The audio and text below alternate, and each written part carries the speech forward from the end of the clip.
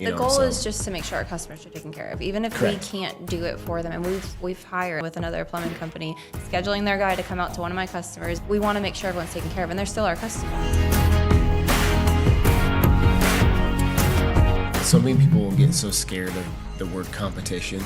I do that even with print stuff. Like there's sometimes when we are slammed that I'm like, I can't meet your when you need this by, but I got somebody I can partner with to get this done. And I think a lot of times people feel like they're being taken advantage of. So with y'all coming in with the integrity and saying, and building that reputation, that is so much more important than any kind of marketing you can do. Hey everybody, welcome to the FIP Printing Pros podcast. I'm your host, Josh Dynison. With me, as always, my co-host, Chris Lockwood. And today we have Ashley Miller with Miller's Plumbing with us today. And we're happy to have you here. And why don't you just start off by telling just a little bit about, I guess, your business. We'll start there. Just a quick snippet of what you guys do and what you offer. Yeah, of course. So my name is Ashley Miller. We are the owners of Miller & Sons Plumbing. We are a full-service plumbing company, so water filtration, leaks, pretty much sewer lines, septics, all the fun stuff, anything that water pretty much goes through, we handle. And I think you guys also, here in Ocala, you have a niche of, because obviously I have the privilege of helping you with some of your brochures, so I remember that there's a specific type of fountain for the equestrian side of things. Waters, yes. There's a specific name for it. I can't think of what that's called, but the concrete waters. So we focus on equestrian plumbing as well. So your equestrian water lines, pasture lines, concrete waters, which are like the big pedestal waters that go into the fields for horses. We partnered with Nelson Manufacturing, which is like the #1 brand for waters. They have all different types of mechanisms and measurings and all the things. So we install a lot of those.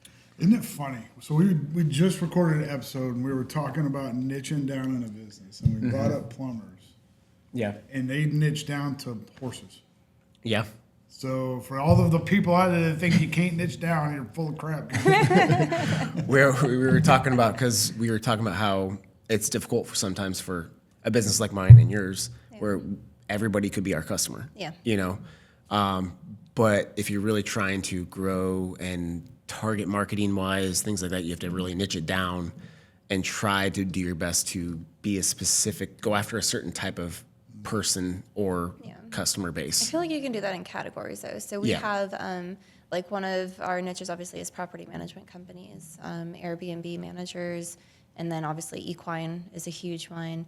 But we try to work as well with what are they called, like facility managers. So that's a huge niche of ours because the way that our company works, it's very organized. So if somebody calls it or sends a work order in, we try to be the middle person, so they're not having to call the tenant, call the the commercial business owner, whatever the case is.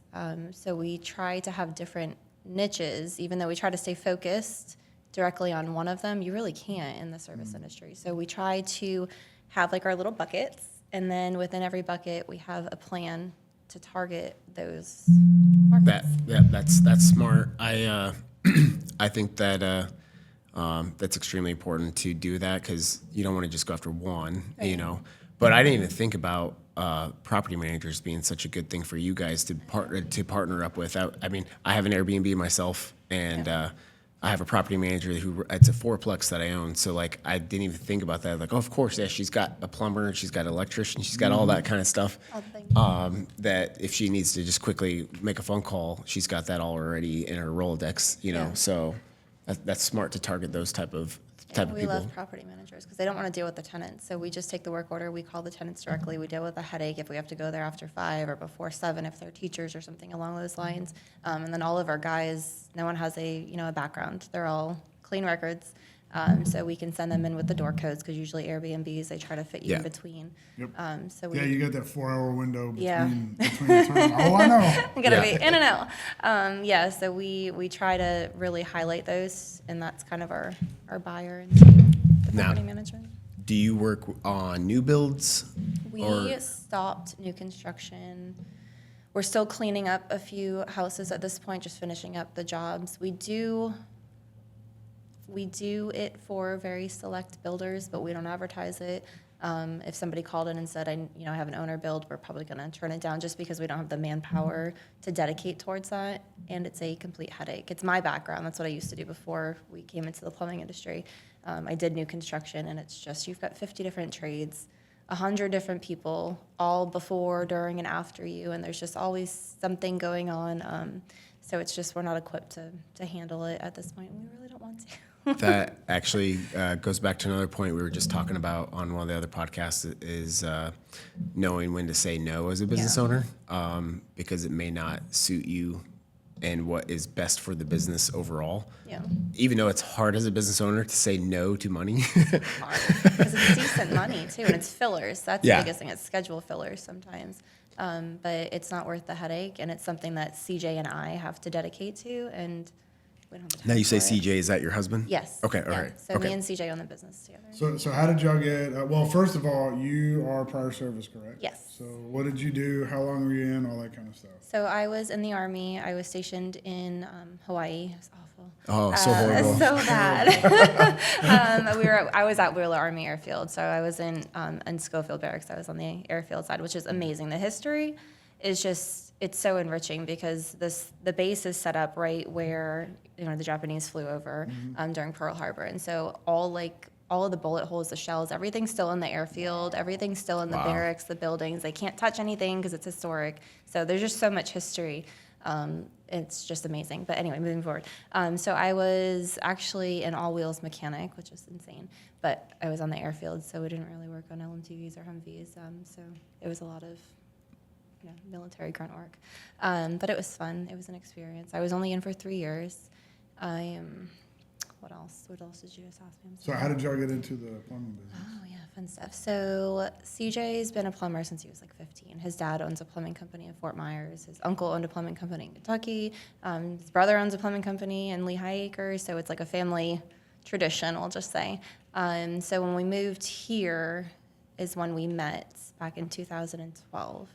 And he was working for a couple other plumbing companies. And then in 2016, he decided to go get his license. So we started Miller & Sons from scratch. The sons are our 3 sons. So they're littles. They can't do plumbing yet. Everyone thinks that he's the son or one of our guys are the sons, but it's just us. We started this from a garage, actually. And what did y'all grow to now? How many employees? We've got 26 employees right now. We've got 16 guys in the field, and then our office staff, support staff. But you guys started from scratch, from just your husband. Nothing, yes. Yeah. So I wanted nothing to do with being a business owner. And if you own a business, you understand why. I wanted nothing to do with it. I was working for a big construction company here, and I was pretty much at the very tippity top. I couldn't get any higher because the owners were above me. So I was doing all their estimating, everything, marketing, networking, all the fun stuff. I was doing designing homes, everything. It was my thing. I enjoyed doing it so much. And then CJ decided he wanted to get his license. So we were blessed enough with the amount of salary that I was making that we didn't really have to deal with. Because when you start a business, you're all in. You either do it on the weekends or you got to be all in and you got to have some type of savings or you have to struggle for a little bit. And so we, thank God, we're blessed enough not to have to kind of deal with that. So CJ was able to take the time to really get everything kind of founded, get the foundation started, I guess we'll call it. So 2017 is when he kind of fully went on the road. His dad actually gifted him the same plumbing van that he learned in when he was 15. Oh, so that was one of our first vans. It was pretty neat. So he was kind of doing his own thing. My oldest child, if you know him, has some things. He's amazing, but he's not a school child. My children are not. They're feral. And when I mean that, I mean in the most endearing way. They are feral. So he didn't do so great in school. So it was a lot of me having to, the mom is the mom at the end of the day. So I had to leave work constantly to deal with that. And it got too much at that point. And so I ended up leaving my job. And I was like, I'm going to be a stay-at-home mom because that's what I thought I was going to do. And then it was like, hey, hon, can you answer the phones today? hey, can you help me with this QuickBooks today? I'm like, no, you're gonna have to hire somebody. Can you help me with the phones today? Can you schedule this job today? And then it just kind of turned into, if we're doing this, we're doing this, and here we are. You know, one thing though, I think is very important, because one of the hardest things about, especially starting from scratch, is the financial side of things, and the fact that you were willing to kind of help your family / even your husband achieve where you guys are at now, by you taking that brunt of, I've got the financials covered for the family for a while with my job, so you can now build this with what you love to do, and now it's become your guys' baby, you know. And I'm sure you're probably similar, because I had to do the same thing we just talked about. Again, I keep thinking like we're talking about a lot of the same things, but I talked about how, you know, I had to stop paying myself last year because some struggles financially with the company, and I never felt from my wife that like feeling of like I'm less of a man or something like that because I wasn't paying myself or making income for the family. It was more, she saw the long-term goal of being an owner and all that kind of stuff. And it sounds like you also had the same type of support for him in the beginning. Yeah. And that's key to have somebody like that in your life when you're doing something like that. It is, because I feel like where some people struggle, especially in the trades industry, is you have to do the work, you have to answer the phones, you have to do the bookkeeping, you have to do the invoicing, you have to do the warranty work. You don't have anybody else going back to do, like, it's all on that person. And when they're kind of by themselves, I mean, that's a toll. That's a huge toll for someone to take. There's no way I could ever expect my husband to do all of that. So I feel like where we kind of thrive is having both of us together. And now it's hard sometimes because our family dynamic's a little different. Our boys are home. So we have me and my husband work together every day. And then our boys are with us from 6 in the morning until they go to bed at night. We eat together, we play together, we go to work together, we go home together, we go to school together, we go to all the events together. It's a lot. So you homeschool your kids, right? Yes. Yeah. So I'm kind of curious as to, you're running a business and you're like, you know what, let's just mold these young minds into productive human beings. What came to that decision? My husband would say that I'm just crazy, but like I said, my oldest, he couldn't go to school. He doesn't have the ability to really understand his own boundaries at some points. Mm-hmm. He just kind of wants the attention however he gets it. And so he doesn't really know how to navigate that sometimes. And when people get a little agitated, they turn to, a little bit more bullying. And it was a lot emotionally for him. Yeah. My middle child struggles. He's dyslexic. He's got dyscalculia. So he struggles with the learning side. And I saw him getting left behind. And my youngest one, we won't even go there, but he doesn't belong at school at all. He belongs in the mud. So when we sold our property off of Fort King 2 years ago now, and we bought our land, my goal was to stay home and homeschool the kids. I was going to bake bread and have a farm and do the whole, mom thing. That didn't happen because I'm still going to work every single day. But the ideology behind it was that we don't know if our kids are going to go to college. We don't know if they're going to become doctors or lawyers, like we talked about earlier. I have no idea what they're going to do. So I'm going to make sure that they get all of that education now. So the thought process behind it was to make sure they get their basics, but my 8-year-old can operate any machinery you give him. I'm talking a 50G excavator to our riding lawnmower. He offloads and unloads the little Hyundai things. He can operate a skid steer. My oldest child is a brainiac and can engineer almost anything. He breaks down copper in the shop. He pulls apart water heaters, puts them back together. And the youngest one's just there. He's just in everybody's business. Yeah, we homeschool our kids too. As a matter of fact, my son is sitting over in the corner right now. And my wife is a teacher.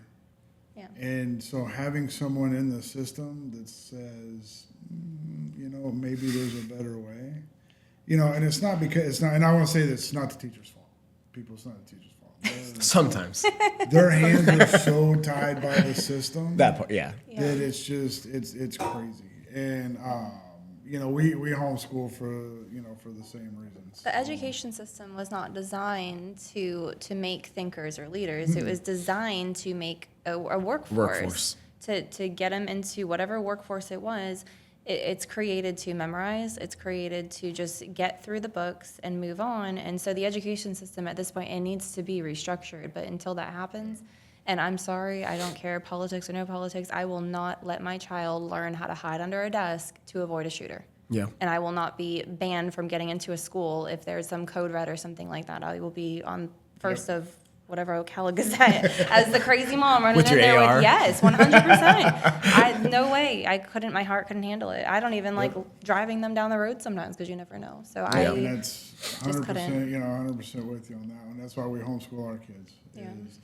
And I am actively advocating against college. Yeah.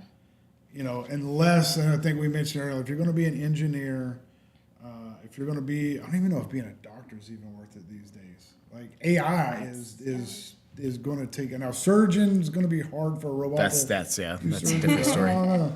Lawyers, okay. I know. Or if you're going to do, like, if there's something like that you can actually apply to the degree to, but it's just crazy that, and I hear this more and more on podcasts, stuff like that. It's like you can go out and get at 18, go $200,000 in debt that you will literally be paying on for the rest of your life for a $30,000 a year job. Yeah, that's right. crazy. Or you can go into the trades. I don't know how much you pay the plumbers, but I know how much I got to pay the company when a plumber comes to my house at midnight. Yeah. Because my child shoved something in the down the toilet. Yeah. Right, so I can't imagine that the plumber's not going to get a pretty, at least a good portion of what they're charging me. So I think that's such a better way to go these days. It is. I really think. I mean, we are firm believers in either military service or going in trades first. Because, I mean, not that I try to go to Starbucks, but I see some of the men that work in Starbucks, and I'm just like.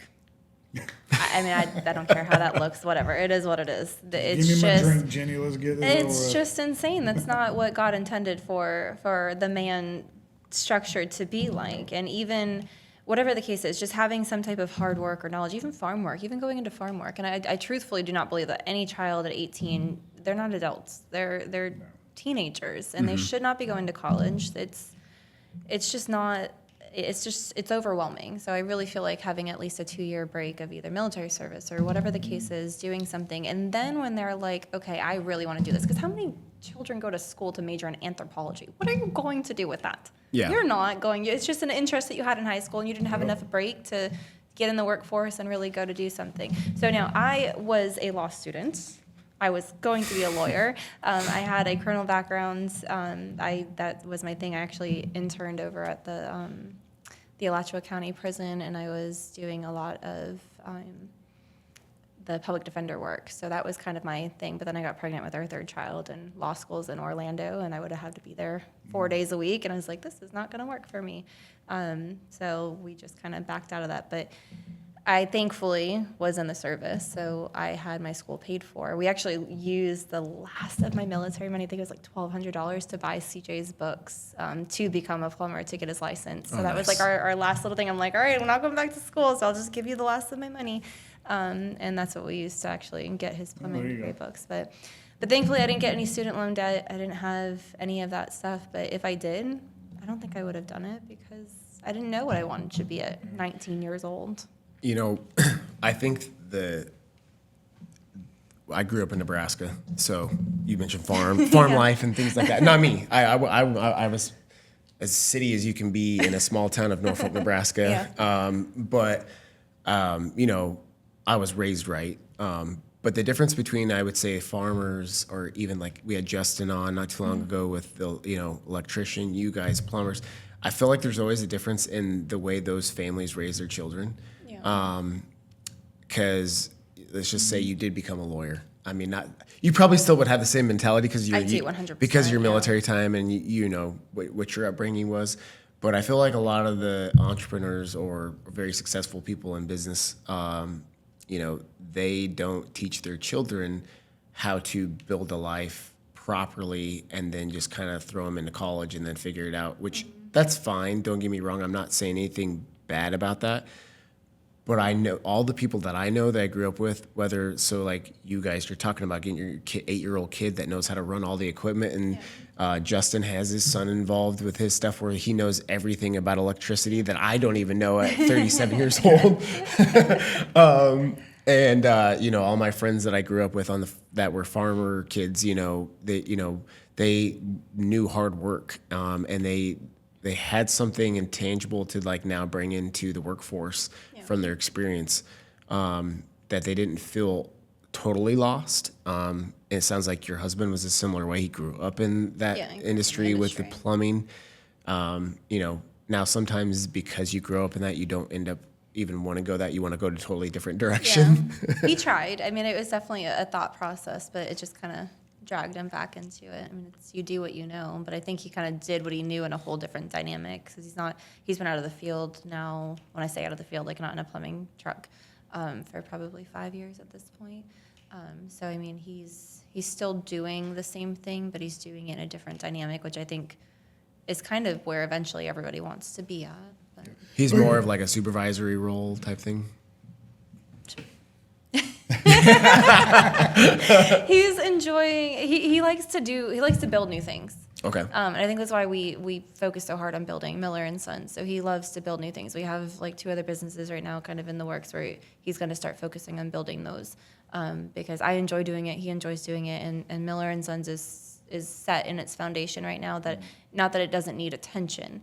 But it doesn't need 100% of our attention. Not that we're not there every day working on it, but we have enough people in play right now that they can kind of run the business and we can focus on other things. Well, that's what you want to get to. And I think that's where a lot of service-based businesses that you're a plumber or you're an electrician or you're a carpenter or whatever, and you start a business, you might have been the best plumber, you might have been the best electrician or the best carpenter, but your business fails. Yeah. And it fails because you didn't understand the business side. Right. Of it.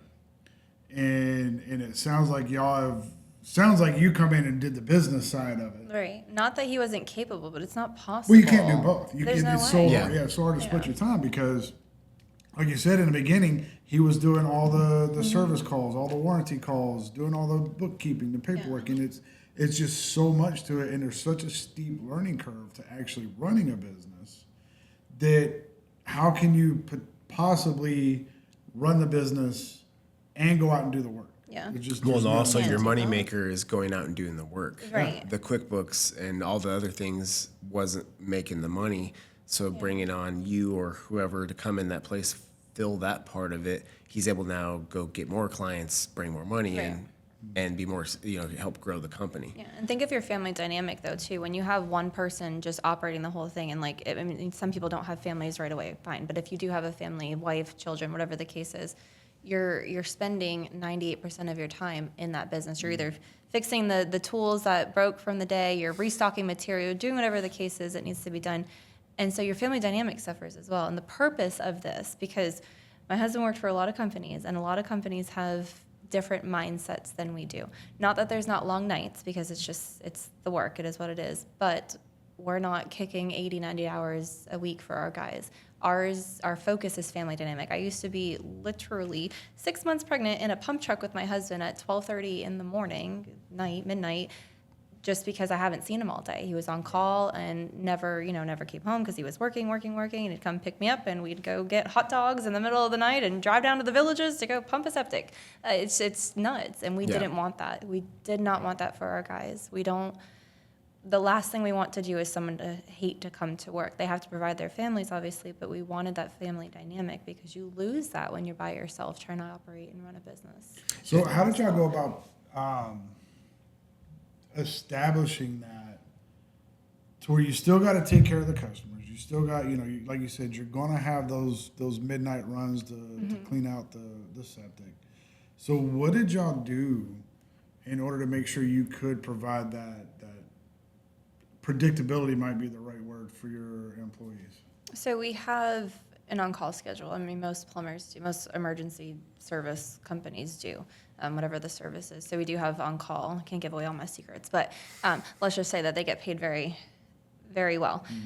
But we don't say yes to everything. Where some companies, if someone's calling with a drippy faucet at 11:30, they're going to send their guys. We do not. We will not. We have pretty strict protocol that if it's a true emergency and they want to pay our guy to come away from their family, then we will send them.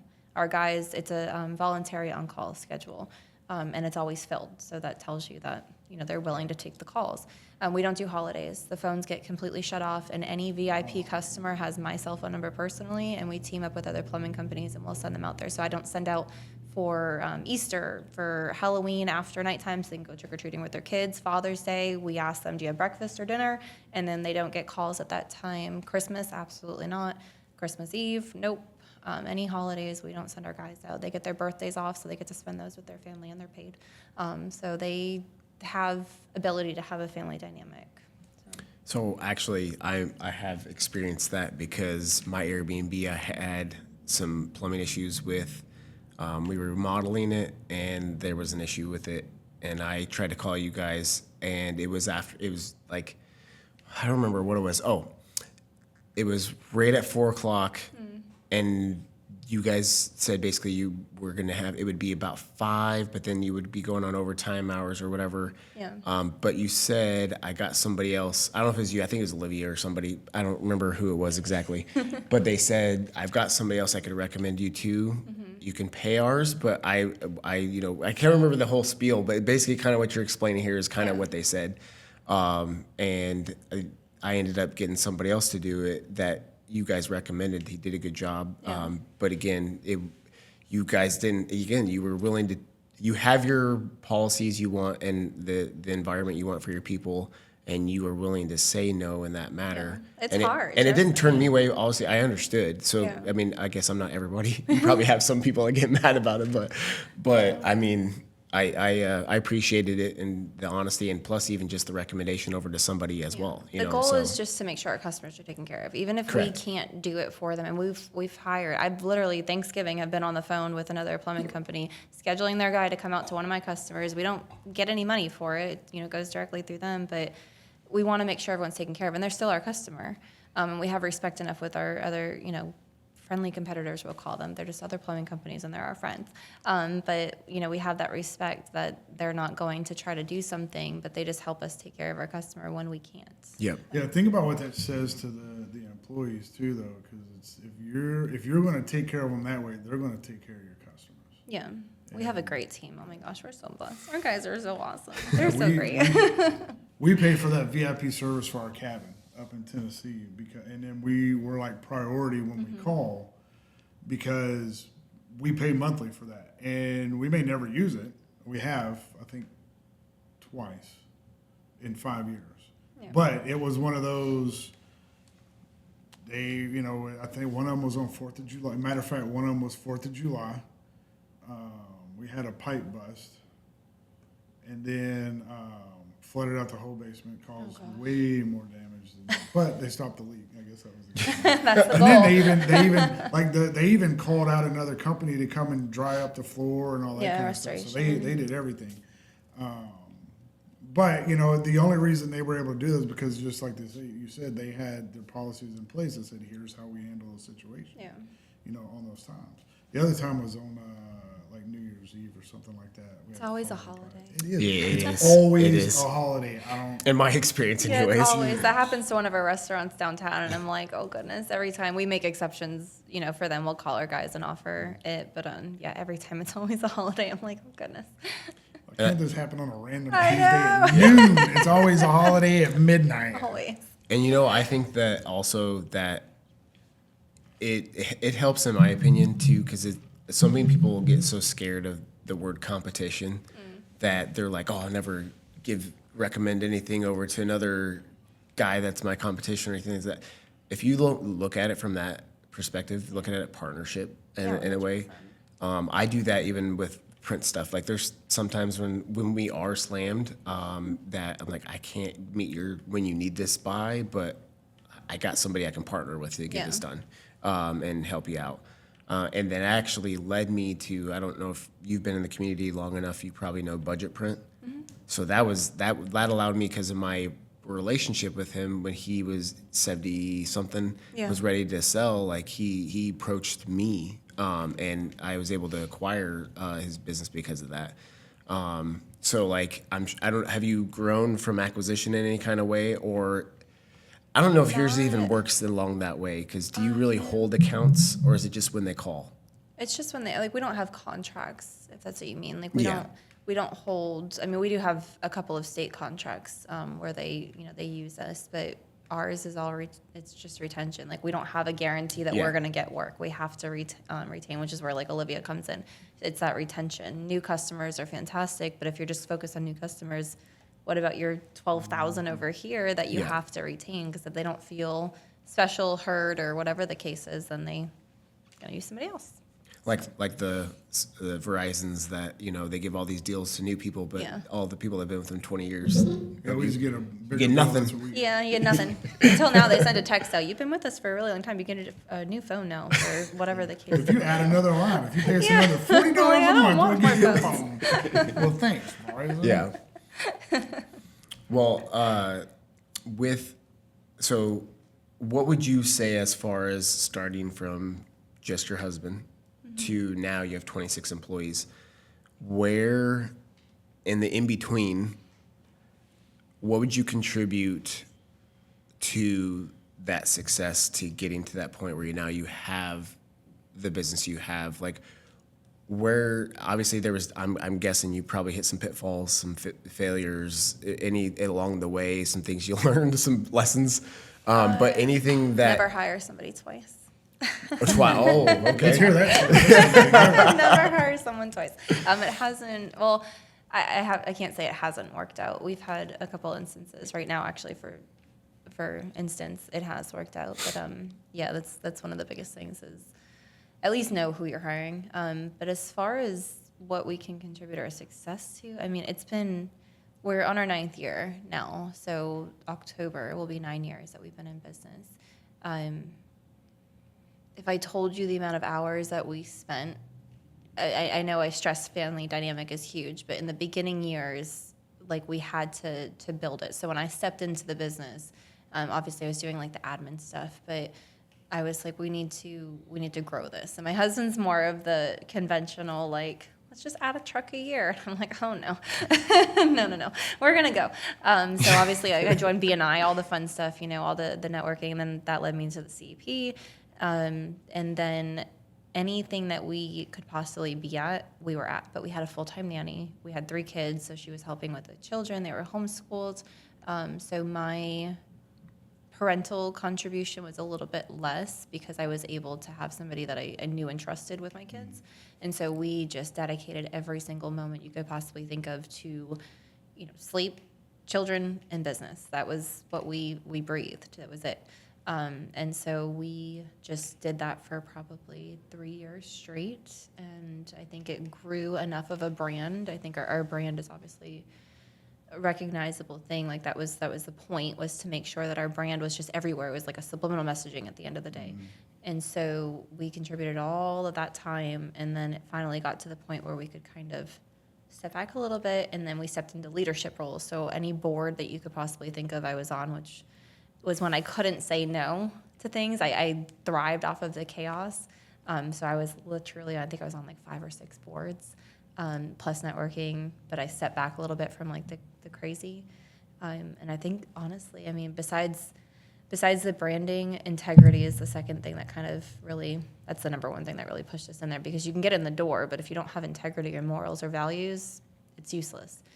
So integrity was the biggest thing. Not that we always do everything perfectly, but we will at least take care of, if something goes wrong. Yeah. That's we the key. Own it. Well, there's a lot of,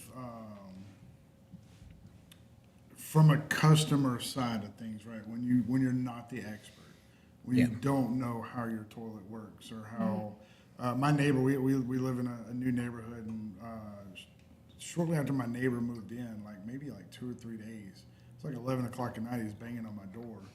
And because his toilets are all overflowing, right? Oh, no. And he's like, do you have like a snake or something, blah, blah, blah, blah, blah. And I'm like, yeah, I got it here, see. He goes, and I was like, wait a minute, you said toilets.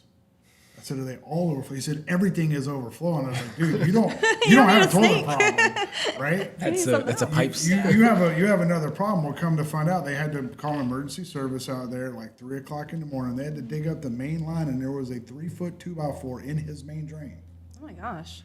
Now, I've flushed some weird shit down the toilet before, but never a 2x4. Okay, yeah. So how that got was there, it a new build? Yes, brand new build. That's why. I won't say the name of the D.R. Horton house. My bad. But no, I mean, but from a customer, like, we don't always understand how it works. Yeah. Or an electrician comes out, like, if my lights keep shutting off, and if I don't know how it works, if my car won't start, I'm not a mechanic, and so we always feel like we're getting taken advantage of because, you'll use the big fancy words like plunger and monkey so wrench. it's such a fancy word. Right, you know what I mean? But it's like, and then you're like, oh, you got to have your discombobulator readjusted. Now I'm like, I don't even know what the hell you're talking about. What is it going to cost to fix it? Oh, like $7,000. Yeah. I could go buy a new toilet for $300. Why is it going to cost me $7,000? I'll give you a perfect example. I know how much an electrical outlet costs. I know how long it takes to replace one. My cabin, they want to charge me $250 to replace one outlet. Goodness gracious. I told my property, I said, hell no.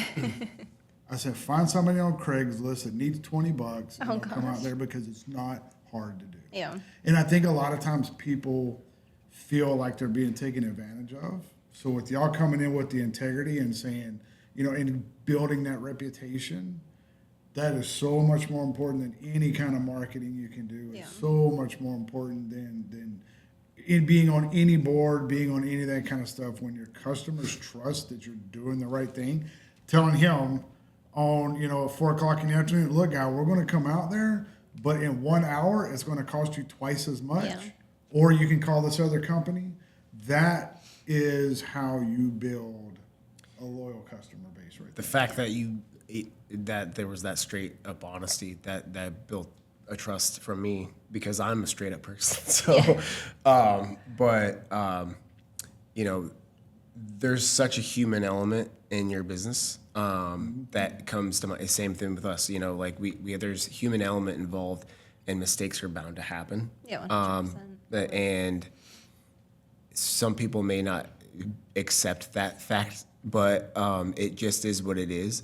And as long as you're willing, when that human element comes into play, to back whatever happened, to a certain degree, like obviously, that if it ended up costing something that was way more than you can really afford to like handle, there's got to be like a maybe, or if they made a mistake as well, like didn't tell you something that they should have told you, like left a 2x4 in your drink. Yeah, but I've had situations where I can't relate it necessarily to you because it's not my business, but like where they provide the verbiage, but then when we print it, we don't know what the verbiage should be, and then it was wrong, but they sent it to us. They sent it to you. But then there could have been some elements where we maybe could have like, okay, if I read that, I could have seen that, how that didn't fit or something like that. But so you meet them in between. I'm sure there's probably stuff like that that happens for you. Some human element involved where you have to kind of have a meet in the middle type of thing. But. Yeah, even right now, so we have been trying to launch leak detection. So we rely leak detection. Oh, gotcha. It's when you find a leak that you can't actually see. You have to listen to it. With sonar equipment, the diving pump, it's the whole thing. And so we refer a very trusted company, but we would love to just do it, just to have it done because it's just easier sometimes. And so we have somebody who's comfortable doing it. So we don't charge the normal rates because that would just be completely unfair. We're not going in and cutting concrete or cutting holes in concrete everywhere. But so we tried to launch it and our guy messed up. And it was a decent bill. The guy called us and we explained like, hey, we're learning this. It's going to be a very discounted rate and we can come out there and do this. We're not going to put holes in until we're 100% confident.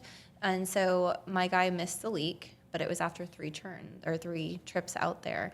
And we ended up charging him for this. And now I don't see everything. So everyone's like, how could you do that to us? Well, because I don't see every invoice because there's too many. So it came to my attention, obviously, by a Google review, of course. And so I was like, oh my goodness. So, red flags go up. integrity kind of kicks in, like what happened, and you do your little deep dive research. So we ended up refunding him, all of, except for the first trip, all of that, because it just never, our service plumber didn't have, enough authority to be like, oh, hey, I can't charge you for this anymore. Something's wrong. Our office staff just didn't recognize it at the point, and it's not anyone's fault. It's just something that we were learning to do, and someone should have caught it. But it's okay because we did the right thing. The guy's super happy, and it's a lesson learned. Google review? I don't know. I don't really. Google reviews are one of those things, and you have like all these people that'll pay money to have negative ones removed. Don't look at me like that. That's the thing? Yes. Yeah. They pay to have Google reviews removed. I promise you, if you look at half of these companies, and I look at them because I kind of trail over people, and I'm like, I have seen at least 25 different posts about negative things on you on Facebook, and you're going to tell me you have no negative reviews? Okay. Moving on. So, yes, but I don't think we have probably 1,800 reviews right now, and we have a 4.9 star rating. So, I think we're doing pretty good. But we have negative reviews on there. And one, it gives us the opportunity to know, because most of the time, people aren't going to call you and be like, I had a negative experience. They're going to either tell somebody else or they're going to post it on Google or Facebook. So it's my opportunity to find it, because I don't want, not that we can please everybody, but I don't want someone to have a negative experience and at least not have the ability to rectify it if something was wrong. Again, you can't please everybody, so sometimes it's really not us, but if it is us, I want to be able to rectify it or at least fix it on my end. Even if I don't make them happy, at least I'm understanding what the problem is, and I can fix it on my end. Like, I can't make the leak detection guy happy by finding his leak because my guy wasn't able to, but I can fix it on my end and be like, all right, we're not doing that until we get more, of whatever, training or certification or whatever. Not that I require certification, but anyway, moving on.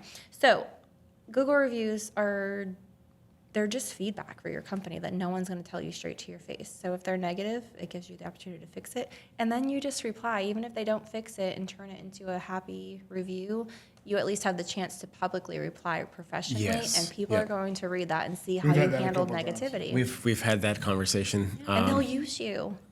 Like they'll be like, I loved how you handled that, and at least I know you have some type of anytime if I'm looking for a company to do something, I go straight to the negative reviews. And first of all, I'm going to compare oh, they said they were going to be out here at 5 o'clock and they didn't make it out till 7 o'clock. Blah, blah, blah. And then I'm going to go down and be like, well, you called us at 4:45. Yeah. We told you it would be between 5 and 7, or between 5 and 9, and we actually got out there at 7. So we got out there 2 hours, and it's like, okay, you're just being a jackass. But I look for that response. I like the responses. Yeah, the responses are great. Yeah, I think just also sometimes just a 5.0 can sometimes. I think we're at no. Well, it depends on which one you go on. We had Yelp. We had only one review because Nobody uses Yelp, and it was the bad review. Yeah. All the Karens go to Yelp. Yeah. I don't even check it. If I get a Yelp review, I delete it immediately off my email. I don't even go and look at it. And we're starting to put that now, so we're trying to implement a follow up and a whole marketing like AI type stuff where it does everything all automated. Yep. And I told them initially when they brought this up, I was like, yeah, but what if it goes to somebody that had a bad experience with us? I kind of like to control who this goes to, and then I want to keep my 5.0 or whatever. But then he brought up, a good point talking about, actually seeing a bad review and then how you respond to that in a comment, like you said, giving that public, I guess how you handled it and overcame their objection or whatever the case, whatever happened. Yeah. Is huge to a lot of people when they read those, because if you just see 5.0, sometimes that raises red flags to them that if are you just having friends and family go and Google you have like 100 reviews and they're all like BNI members. I'm like, oh gosh. So, but yeah, so that's we're trying to do that now because I've never pushed Google reviews, and even the previous owners didn't. So when I came in, I think there was 3 reviews, and the company had been around since 1979. I ask everyone. Every single customer. The 2 people that'll leave you a review are those who ask and those that hate you. Yeah. Yes.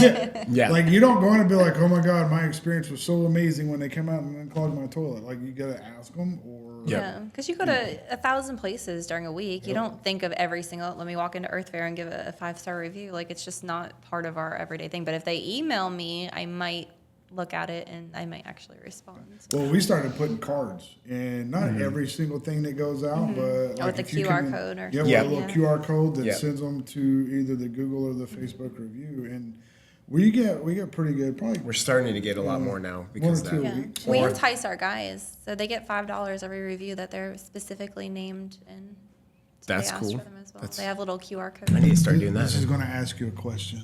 Yeah. Tip? No. Even better. Just let me review. Yeah. That's pretty good. Also, I have to say, I apologize if it's going to show on the camera, but there's a pink light behind you, and with your blonde hair, It's making it pink. It looks like you have pink hair. Yes.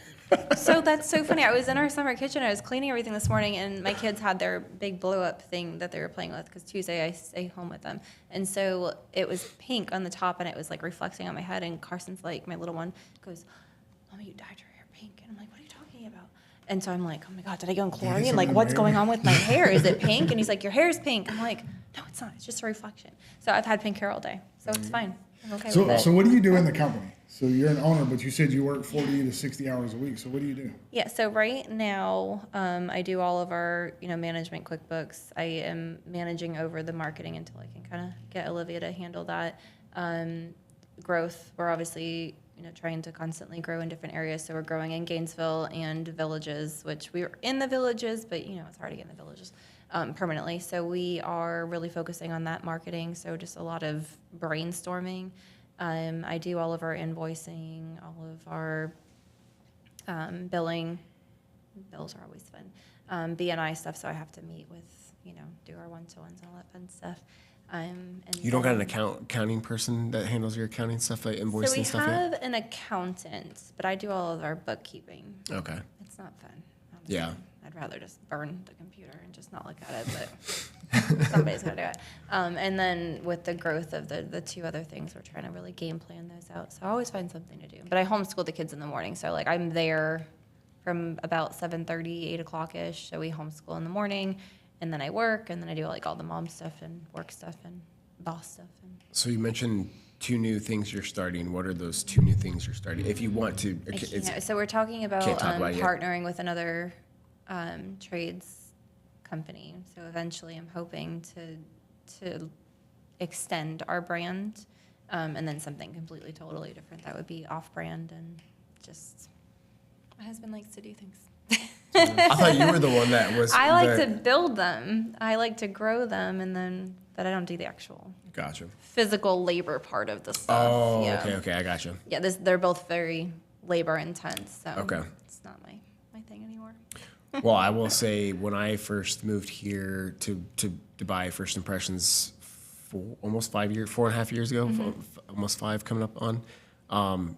When I was trying to get involved in the community and stuff, I was like, I saw you guys like everywhere, like every show that was going on or anything related to CP.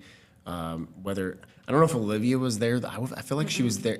She started a year. I mean, she's been with us a year now in January. Okay. I was gonna say I felt like it was you and somebody else that I saw visually a lot of times. Probably me, maybe.